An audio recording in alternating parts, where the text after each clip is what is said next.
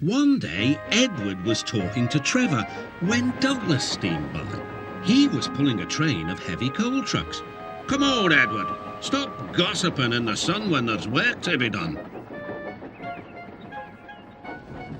Later, Edward spoke to Douglas. "Trevor and I are old friends, and you and he have a lot in common too."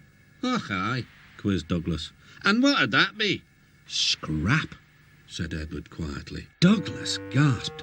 "Don't mention that word. It makes my wheels wobble." "It does the same to Trevor," replied Edward. "He was being sent to the scrapyard, but the vicar and I saved him, and now he's really useful again. Even so, the Fat Controller certainly does need another steam engine here." "Aye, and quickly," sighed Douglas. That night, Douglas was still working. He had taken the midnight goods train to a station at a faraway part of the island where only the diesels were.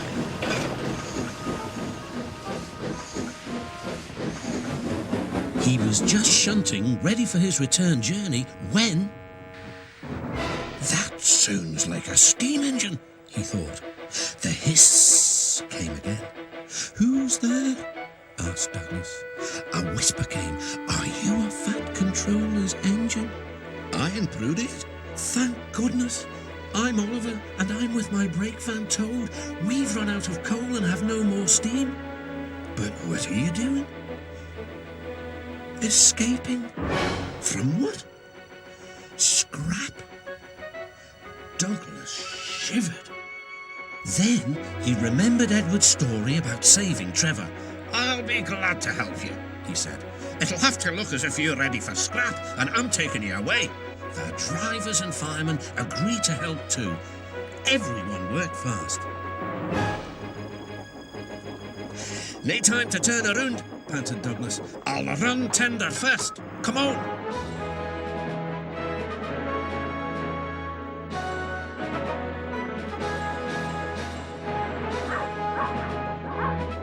But before they could clear the station, they were stopped. "Aha!" exclaimed the foreman. "A Great Western engine and a brake van too. You can't take these." "Ah, but they're all for us," said Douglas's driver. "See for yourself." The foreman looked all over Oliver. "Seems in order." "Right, away, guard."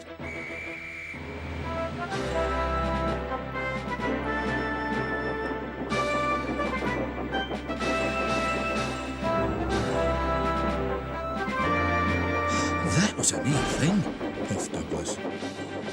"We've had worse," smiled Oliver. And they forged ahead.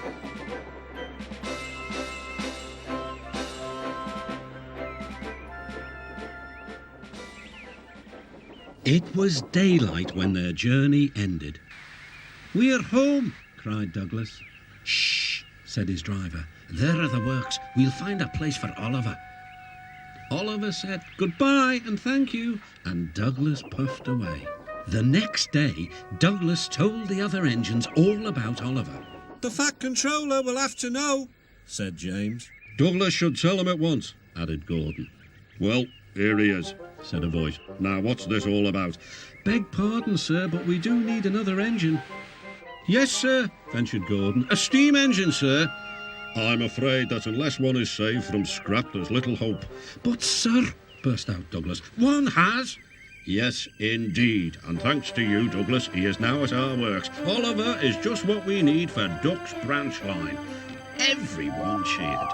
Now Oliver and Toad are mended and painted in full Great Western colours. Duck and Oliver are happy on their branch line. The others laughed at first and called it the Little Western. Duck and Oliver were delighted, and so the Little Western it will always be.